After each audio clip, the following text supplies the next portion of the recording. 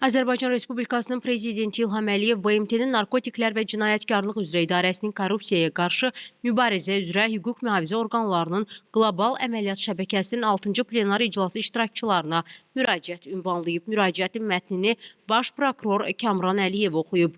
Müraciətdə deyilir: Hörmətli tədbir iştirakçıları, sizi BMT-nin Narkotiklər və Cinayətkarlıq üzrə İdarəsinin korrupsiyaya qarşı mübarizə üzrə hüquq mühafizə orqanlarının qlobal əməliyyat şəbəkəsinin Bakı şəhərində keçirilən 6-cı plenar iclasında səmimi qəlbdən salamlayıram.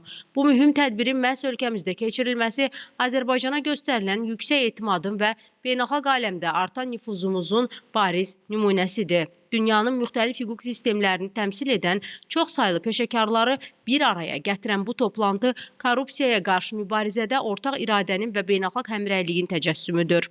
Azərbaycan Respublikası korrupsiyaya qarşı mübarizəni hər zaman həm milli, həm də beynəlxalq prioritet kimi qəbul etmişdir.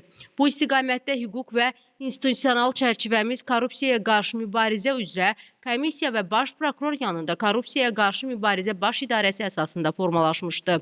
Bu qurumlar rəqəmsal transformasiya, açıq hökumət prinsipləri və beynəlxalq əməkdaşlıq vasitəsilə şəffaflıq və hesabatlığın möhkəmləndirilməsində mühüm rol oynayır. Azərbaycan uzun illər ərzində Ermənistanın hərbi təcavüzünə və işğalına məruz qalmışdı. İşğal dövründə xalqımıza qarşı etnik təmizləmə siyasəti aparılmış, çox saylı müharibə və insanlığa qarşı cinayətlər törədilmişdi. Bu faktlar beynəlxalq hüququn fundamental prinsiplərinə və insan haqlarına qarşı açıq hörmətsizlik nümunəsi idi. İşğal olunmuş ərazilərdə illər ərzində resurslarımızın qanunsuz istismarı, geniş miqyaslı korrupsiya və infrastrukturun məqsədli şəkildə dağıdılması hökm sürmüşdü. Nəhayət, 2020-ci ildə Vətən müharibəsi və 2023-cü ildə lokal antiterror tədbirləri nəticəsində Azərbaycanın ərazi bütövlüyü və suverenliyi tam şəkildə bərpa olunmuşdu. İşğala son qoyulması, suverenliyin və ədalətin bərpası ilə yanaşı, həmin ərazilərə həyatın qayıdışı ilə müşayiət olunan yeni bir mərhələnin başlanğıcı olmuşdu. Azad edilmiş torpaqların tərəqqi və sülhün hökm sürdüyü məkana çevrilməsi dövlət siyasətimizin əsas sütunlarından biridir.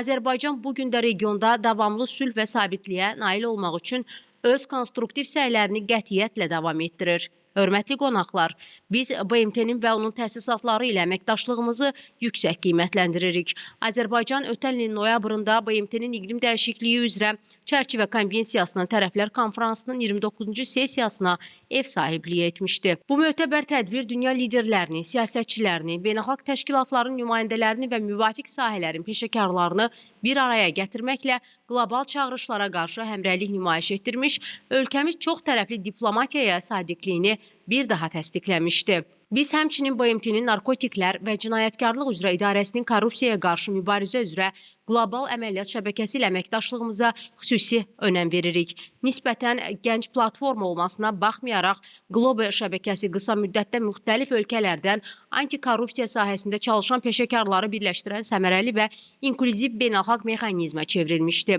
Bu platformanın artan əhəmiyyəti korrupsiyaya qarşı beynəlxalq əməkdaşlığın və hüquqi yardımın nə qədər vacib olduğunu bir daha nümayiş etdirir. Azərbaycanda prokurorluq orqanlarında geniş və mütərəqqi islahatlar həyata keçirilmiş, qanunun aliliyi, insan hüquq və azadlıqlarının qorunması təmin olunmuşdu.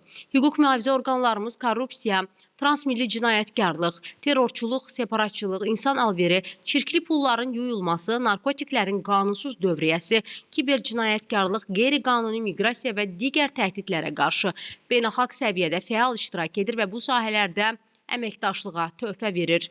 Bunun bariz nümunəsidir ki, ötən ilin payızında beynəlxalq əməkdaşlıq sahəsində mühüm məsələlərin müzakirə edildiyi Beynəlxalq Prokurorlar Assosiasiyasının 29-cu illik konfransı və ümumi yığıncağı dünyanın müxtəlif yerlərindən gəlmiş hüquqşünasların iştirakı ilə ölkəmizdə keçirilmişdi. Eyni zamanda süni intellekt, rəqəmsal maliyyə sistemləri və kiber mühitlə bağlı texnoloji, inkişaf, korrupsiya və digər cinayətlərin yeni formalarının yaranmasına səbəb olmuşdu. Bu mürəkkəb və sürətlə dəyişən çağırışlar hüquq mühafizə orqanları üçün qlobal miqyasda yeni və çox şaxəli vəzifələr müəyyən edir.